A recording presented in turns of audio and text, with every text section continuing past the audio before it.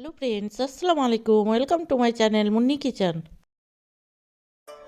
আজকে তৈরি করব মিক্স ডাল পাকোড়া। এই মিক্স ডাল পাকোড়া তৈরি করার জন্য 1/3 কাপ চানা ডাল, 1/3 কাপ গ্রিন মুগ ডাল, 1/3 কাপ মুসুর ডাল, 1/3 কাপ উড়দ ডাল নিয়ে নেব। ডালগুলো হাত দিয়ে ভালোভাবে মিক্স করে নিয়ে 2-3 বার ওয়াশ করে 1 ঘন্টার জন্য ভিজিয়ে রেখে দেব। 1 ঘন্টা পর ডালগুলো দেখুন ভালোভাবে ফুলে গেছে। এবার ভিজিয়ে রাখা ডালগুলো একটা মিক্সিং জারের মধ্যে দিয়ে 1 টুকরো আদা দিয়ে দেবো, 2টো কাঁচা লঙ্কা কেটে দিয়ে দেবো, 1/2 কাপের মতো জল দিয়ে ভালোভাবে একটা ফাইন পেস্ট তৈরি করে নেব। দেখুন এরকমভাবে। এবার পেস্ট করা ডালটা একটা পাত্রে ঢেলে নেব।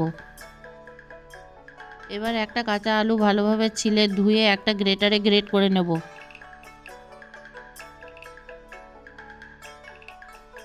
গ্রেট করা আলুর এক্সট্রা জলটা হাত দিয়ে চেপে ফেলে ডালের পেস্টের মধ্যে মিক্স করে নেব।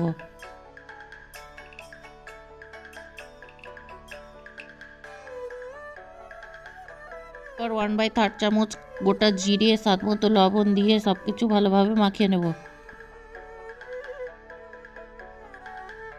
সব কিছু ভালোভাবে মিক্স করা হয়ে গেল, রেখে দিব। এবার একটা রসুন কাঁচা লঙ্কার চাটনি তৈরি করে নেব। উপর শুকনো কড়াতে রসুন কাঁচা লঙ্কা দিয়ে দিব। রসুন কাঁচা লঙ্কার গায়ে এরকম কালো কালো দাগ হলে নামিয়ে নেব।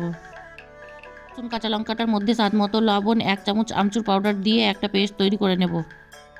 আমি আগে থেকে সাদা তেল গরম করতে দিয়ে দিয়েছিলাম। তেল গরম হয়ে গেছে, ডালের পেস্টটা এরকম ছোট ছোট করে পাকোড়া বানিয়ে নেব।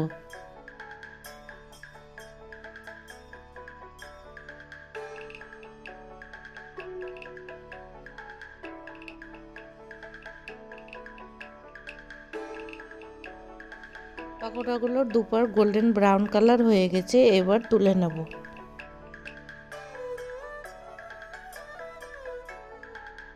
সব পাকোড়া একইভাবে ভেজে নেব।